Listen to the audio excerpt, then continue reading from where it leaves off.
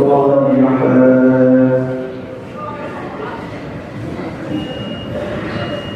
وعمل صالحا وقال إنني من المسلمين وادعوا الله أو ادعوا الرحمن أيما تدعوا فله الأسماء الحسنى ولا تجهر بصلاتك ولا تخافت بها وابتغ بين ذلك سبيلا وقل الحمد لله الذي لم يتخذ ولدا ولم يكن له شريك في الملك ولم يكن له ولي من الذل وكبره تكبيرا اللهم صل وسلم على سيدنا محمد وعلى آل سيدنا محمد الله يا كريم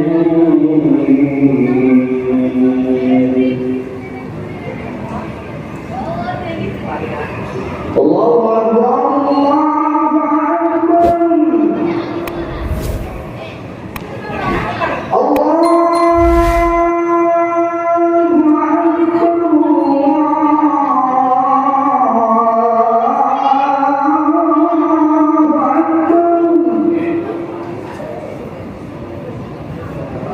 أشهد أن لا إله إلا الله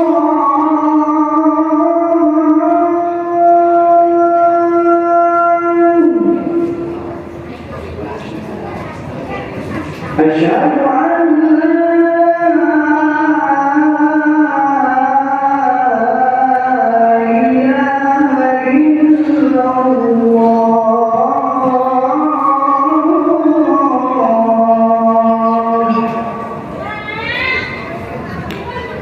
أشهد أن محمدا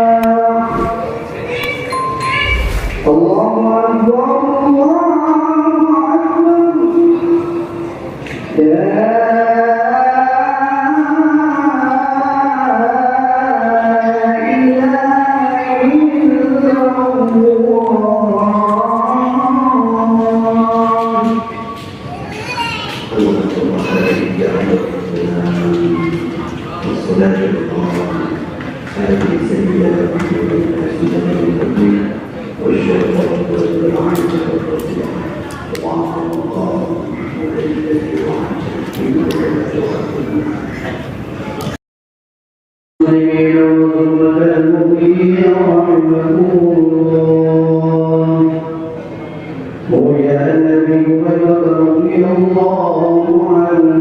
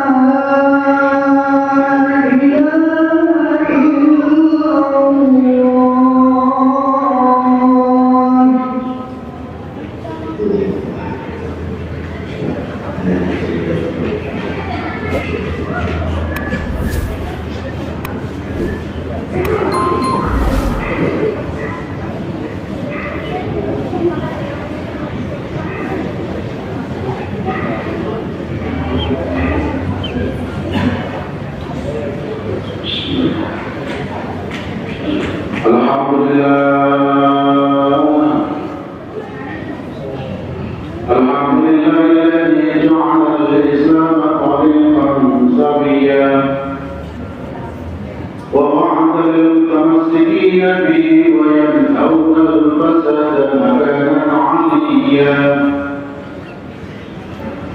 أشهد أن لا إله إلا الله وحده لا شريك له شهادة من هو خير مقاما وأحسن نديا وأشهد أن سيدنا محمدا عبده ورسوله المتصف بالمكارم وهو صفيا اللهم صل وسلم على سيدنا محمد كان صادق الوعد وكان رسولا نبيا وعلى آله وصحبه الذين يحسنون إسلامهم ولم يفعلوا شيئا فريا أما بعد فيا أيها الناس اتقوا الله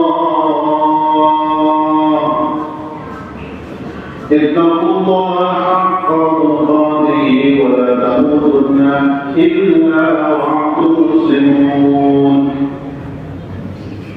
قال الله تعالى في كتابه الكريم أعوذ بالله من الشيطان الرجيم يا أيها الذين آمنوا اتقوا الله حق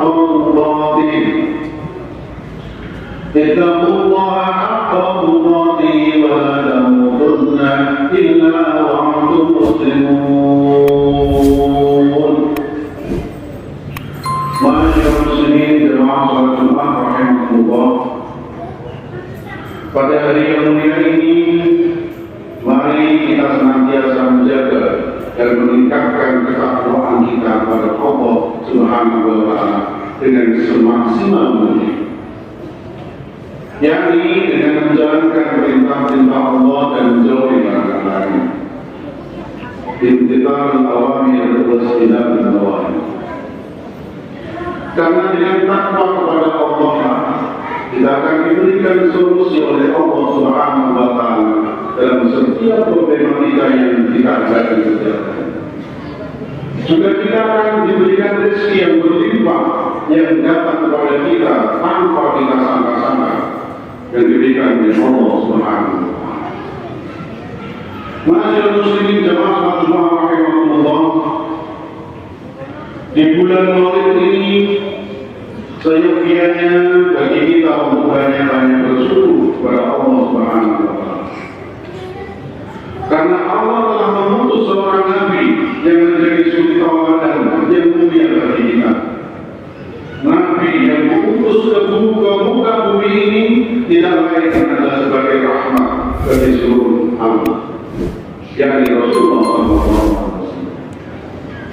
Sebagaimana Allah Subhanahu wa taala berfirman dalam surat Al-Anbiya ayat 107, A'udzubillahi minasyaitonir rajim. Wa ma arsalnaka illa rahmatan lil alamin. Dan tiadalah kami mengutus kamu melainkan untuk menjadi rahmat bagi semesta. Imam Baidawi dalam kitab tafsirnya menyebutkan bahwa sebab disebutnya pengutusan Rasulullah SAW sebagai rahmat dan kasih sayang bagi seluruh alamnya karena diutusnya Rasulullah ke seluruh dunia ini, di muka bumi ini menjadi sumber kebahagiaan dan kebaikan bagi kehidupan mereka di dunia maupun di akhirat.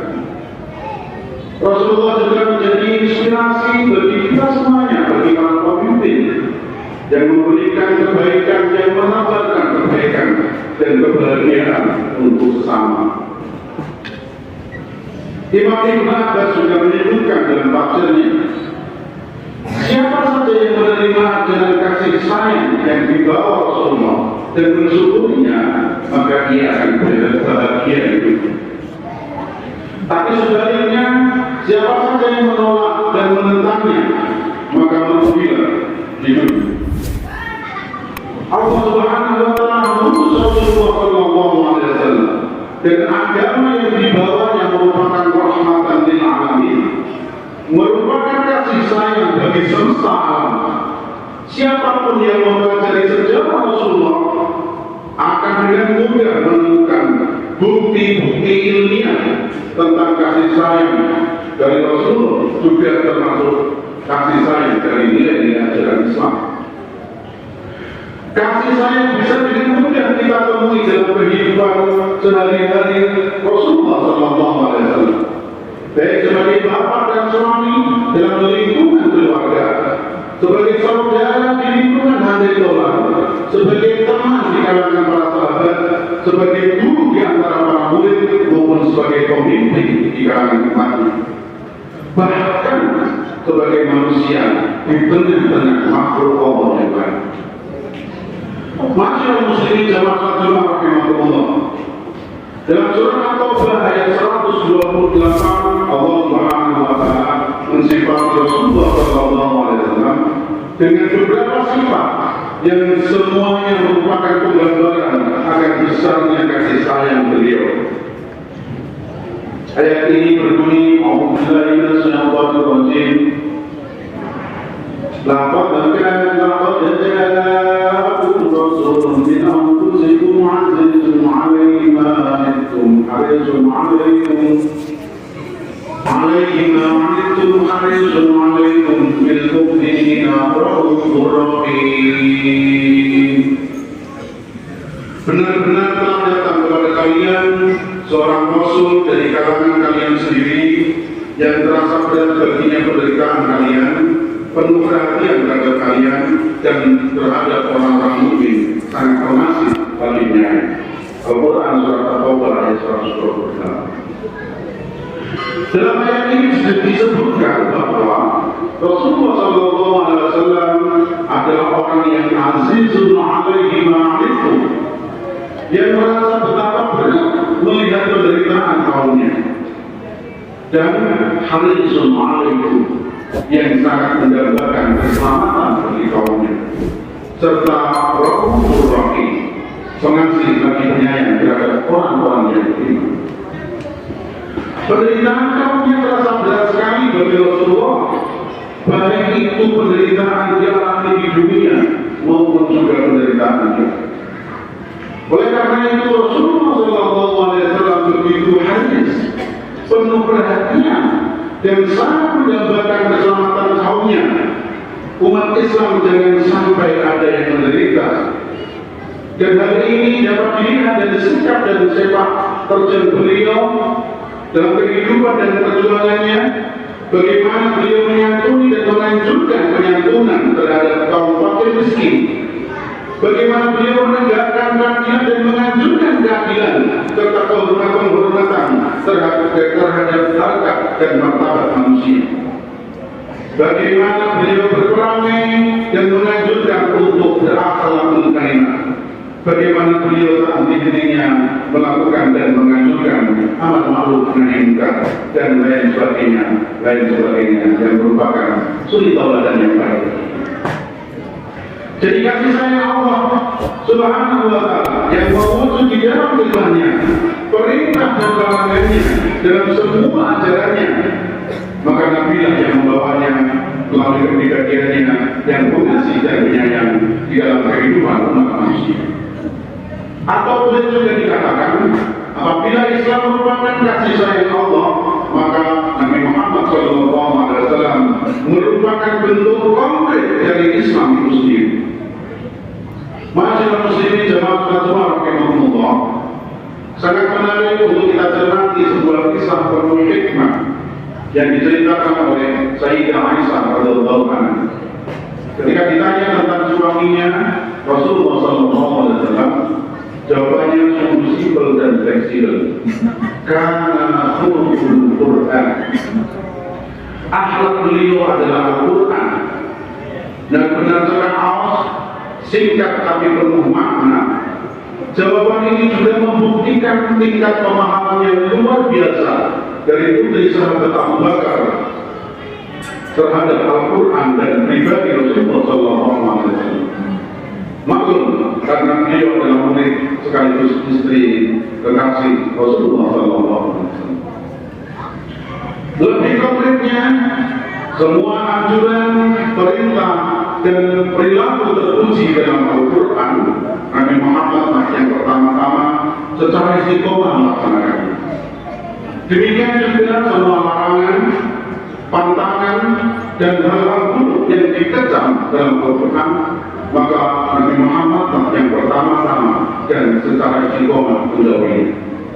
Maka tidaklah aneh apabila kemudian sebagai pemimpin Rasulullah SAW begitu ditaati dengan sebab kasih sayang, bukan karena terpaksa.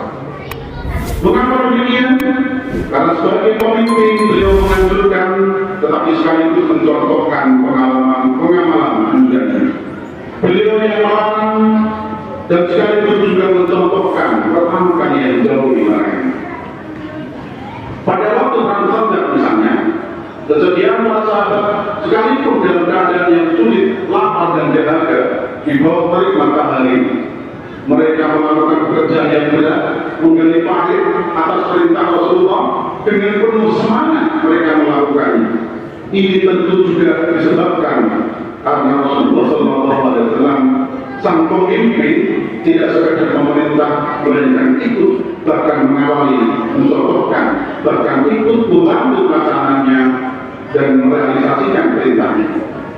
Masyaallah muslimin jamaah salat rahimakumullah, apabila ayat-ayat Al-Quran di atas dan beberapa hadis yang mendukungnya kita tahu, kita akan mendapatkan profil pribadi pemimpin yang agung dalam diri beliau, yang bisa dipercirikan tidak tahan melihat penderitaan umatnya, sangat menginginkan keselamatan dan kebahagiaan umatnya, sangat mengasihi dan menyayangi umatnya, lemah lembut kepada umatnya, mau bermusyawarah, bertawakal kepada Allah Subhanahu wa Ta'ala setelah membulatkan tekad. Setiap diri kita adalah pemimpin, kullukum ra'in wa kullukum mas'ulun an ra'iyatihi. Setiap kita adalah pemimpin dan kita dimintai pertanggungjawaban atas kepemimpinan kita, dan tentu sebagai pemimpin kita mengikuti keteladanan dari Rasulullah SAW.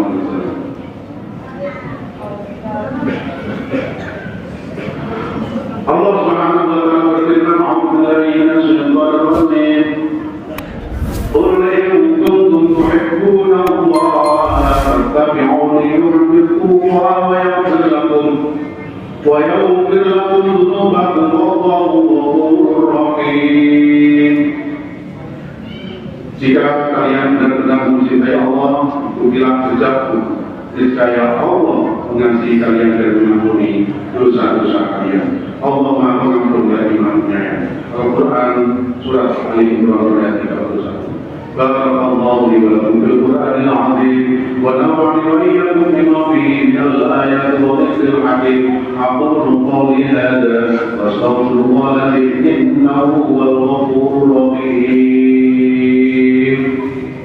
Allahumma salli wa sallim wa zid wa an'im wa tafaddal wa barik bi jalaliko wa kamalika ala sayyidi ibadi sayyidina wa maulana Muhammad wa ala alihi wa sahbihi wa sallim wa radiyallahu tabaraka wa ta'ala an kulli sahabati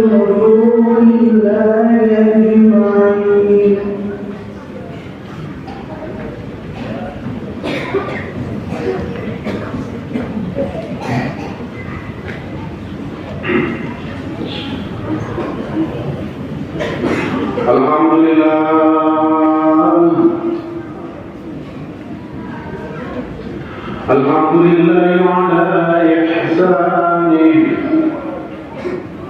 wa syukru lahu ala tawfiqihi wa imtinanih wa ashhadu an la ilaha illallah wahdahu la sharika lahu ta'ziman li sha'nihi wa ashhadu anna sayyidana Muhammadan abduhu wa rasuluhu الداعي إلى رضوانه. أما بعد فيا أيها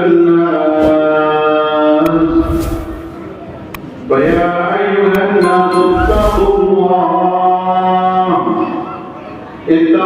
الله تعالى وذروا الفواحش ما ظهر وما بطن وحافظوا على الطاعة وحضور الجمعة والجماعة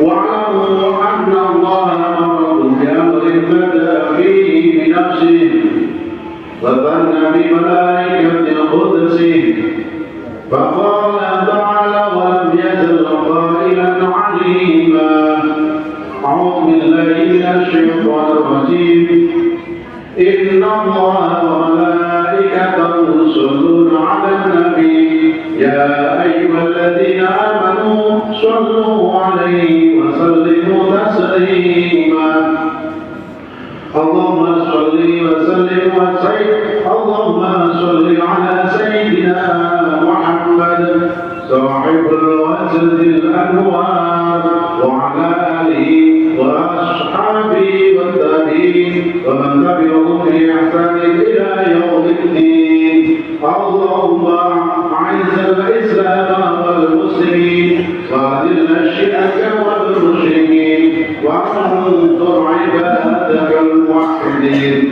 اللهم ادفع عنا البلاء والوباء والربا والزنا والزلازل والمحن وسوء الفتن ما ظهر منها وما بطن عن بلدنا هذا خاصة وعن سائر بلاد المسلمين عامة يا رب العالمين ربنا آتنا في الدنيا حسنة وفي الآخرة حسنة وقنا عذاب النار ربنا ظلمنا أنفسنا وإن لم تغفر لنا وترحمنا لنكونن من الخاسرين عباد الله إن الله يأمر بالعدل والإحسان وإيتاء ذي القربى وينهى عن الفحشاء والمنكر والبغي عنكم لعلكم تذكرون فاذكروا الله العظيم يذكركم واشكروه على نعمه يزدكم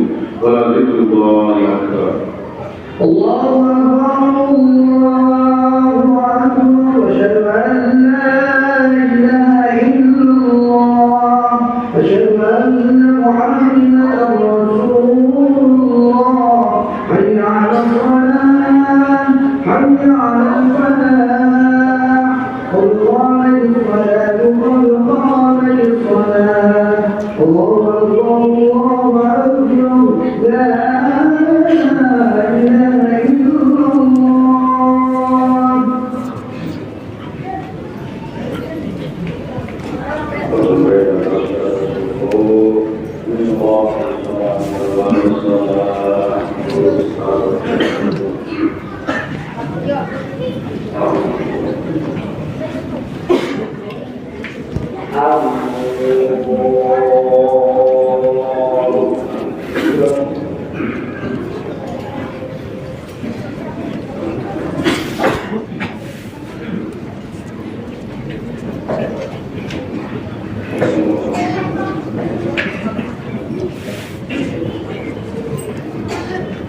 بسم الله الرحمن الرحيم الحمد لله رب العالمين الرحمن الرحيم مالك يوم الدين إياك نعبد وإياك نستعين اهدنا الصراط المستقيم صراط الذين أنعمت عليهم غير المغضوب عليهم ولا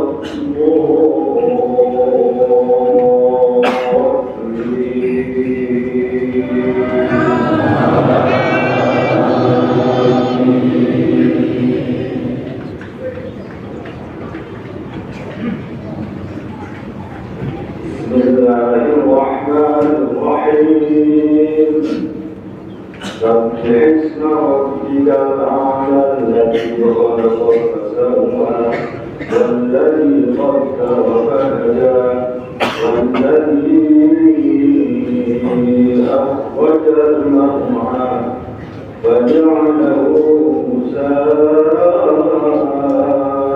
نحوا سنقرئك فلا تنسى إلا ما شاء الله إنه يعلم الجهر وما يخفى ونيسرك لليسرى فذكر إن نفعت الذكرى سيذكر من يخشى ويتجنبها الأشقى الذي يصلى النار الكبرى ثم لا يموت فيها ولا يحيا قد أفلح من تزكى وذكر اسم ربه فصلى بل تؤثرون الحياة الدنيا والآخرة خير وأبقى إن هذا لفي الصحف الأولى صحف إبراهيم وموسى الله أكبر سمع الله لمن حمده الله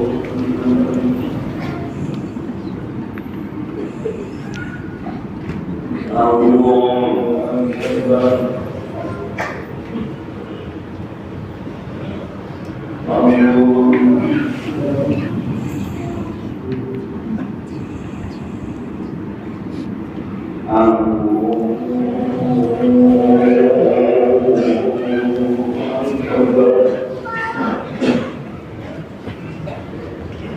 بسم الله الرحمن الرحيم الحمد لله رب العالمين الرحمن الرحيم مالك يوم الدين إياك نعبد وإياك نستعين اهدنا الصراط المستقيم صراط الذين أنعمت عليهم غير المغضوب عليهم ولا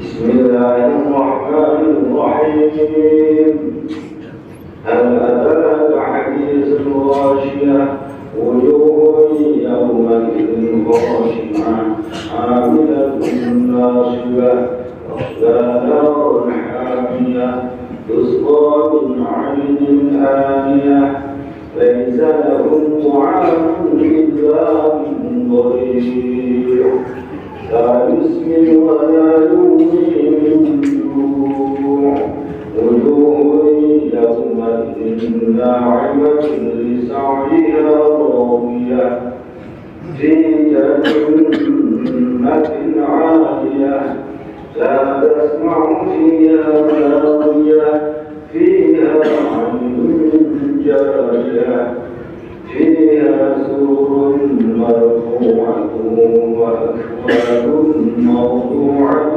ونمارق مصفوفة وزرابي مبثوثة أفلا ينظرون إلى الإبل كيف خلقت وإلى السماء كيف رفعت وإلى الجبال كيف نصبت وإلى الأرض كيف سمحت فذكر إنما